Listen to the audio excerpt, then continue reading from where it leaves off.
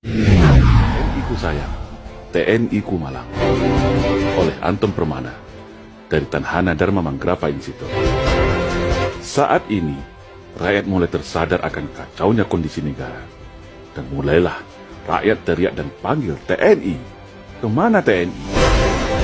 Tahukah kita semua bahwa satu, TNI kita hari ini adalah tentara yang paling sipil di dunia. Karena personilnya tak boleh bawa senjata, yang nampak bawa sarung pistol kosong di mana-mana.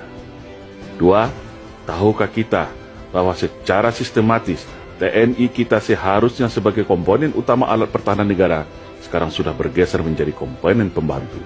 Karena tugasnya hanya menjadi pembantu.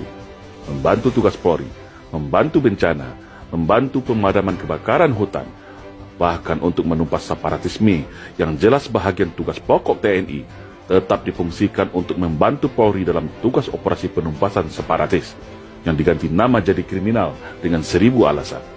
Yang komponen pendukung seperti komponen utama yang sudah jelas komponen utama TNI malah seperti komponen pendukung. Aneh bin ajaib.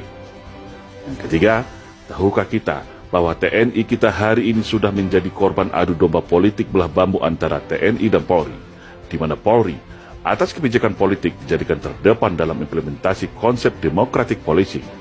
Sementara RUU Kamnas sengaja di-PTS-kan.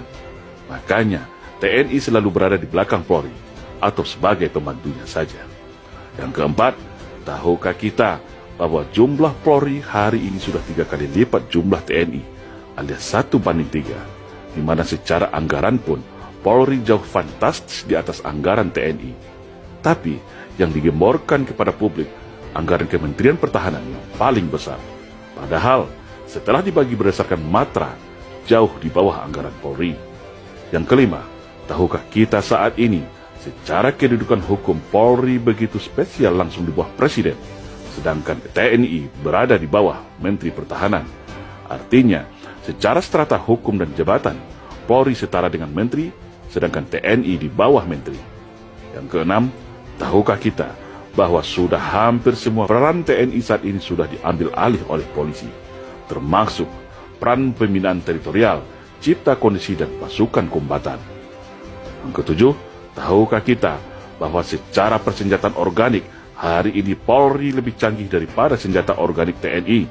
Senjata pasukan Densus 88, Gegana, dan Brimob, Polri lebih canggih daripada senjata Batalion Infanteri Raider sekalipun. Yang kedelapan, tahukah kita saat ini ada namanya istilah multifungsi Polri yang melebihi peran dwifungsi ABRI era Orde Baru yang dulu kita caci maki. Saat ini peran polisi sangat dahsyat dan luar biasa. Sampai ada anekdot yang beredar, NKRI adalah kepanjangan dari Negara Kepolisian Republik Indonesia. Yang kesembilan, tahukah kita saat ini tak jelas lagi batas antara dimensi pertahanan dan keamanan, di mana seharusnya jelas mana yang tugas pokok TNI sebagai komponen utama pertahanan dan mana tugas Polri sebagai komponen pendukung. Yang ke-10, tahukah kita saat ini fungsi teritorial TNI sudah diberi tak jelas lagi fungsi dan tugasnya. Padahal 49.000 babinsa seluruh Indonesia adalah mata dan telinga TNI dalam upaya cegah dini, tangkal dini terhadap ATHG, yaitu ancaman, tantangan, hambatan dan gangguan terhadap negara. Hal itu adalah termasuk dalam 5 kemampuan teritorial, tapi ternyata Babinkan Tipmas yang lebih berkuasa soal deteksi dan cegah dini. Maka terjadilah seperti hari ini, rakyat mudah diadu domba, tidak ada penengah. Walaupun TNI tahu siapa aktor dan dalangnya dalam setiap konflik sosial, tetapi tak bisa berbuat apa-apa karena terkunci oleh aturan dan tidak logis. Itulah yang disebut dengan serangan asymmetric war untuk melemahkan negara dari dalam. Yang ke-11, tahukah kita bahwa Panglima TNI hari ini ditunjuk oleh Presiden, sedangkan Presiden adalah bahagian dari kekuasaan politik.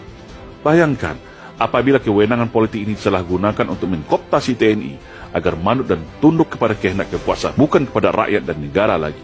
Jangan heran kalau Pak Dirman tidak mau diatur 100% oleh Bung Karno soal perang gerilya. Jangan heran Pak Yani tidak mau diatur dalam soal pemberian senjata dari Cina untuk kaum komunis. Dan ke-12, tahukah kita bagaimana TNI kita secara kekuasaan politik tidak berdaya dan tunduk di bawah kekuasaan politik? TNI tunduk pada kekuasaan supremasi sipil, tapi anehnya dan kontradiktif, Polri yang katanya sipil bersenjata mempunyai pasukan kombatan, peralatan tempur mutakhir, sehingga Di dunia boleh dikatakan Polri adalah polisi yang paling militeristik di dunia saat ini, sampai memerangi terorisme dan separatisme yang seharusnya tugas TNI juga diambil oleh Polri. TNI tidak punya kewenangan apapun, khususnya Angkatan Darat. Yang ke-13, tahukah kita kalau TNI hari ini secara institusi terikat oleh undang-undang dan secara individu terikat oleh Sumpah Sabta Marga.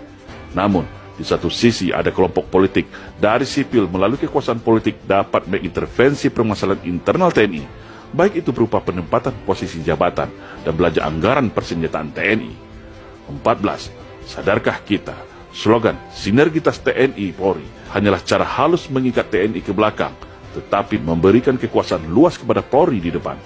Logikanya, buat apa dulu TNI Polri dipisah, lalu saat ini diikat lagi dengan bahasa sinergitas? Kan jadi aneh dan menimbulkan tanda tanya besar. Sinergitas artinya tetap di bawah kendali Polri.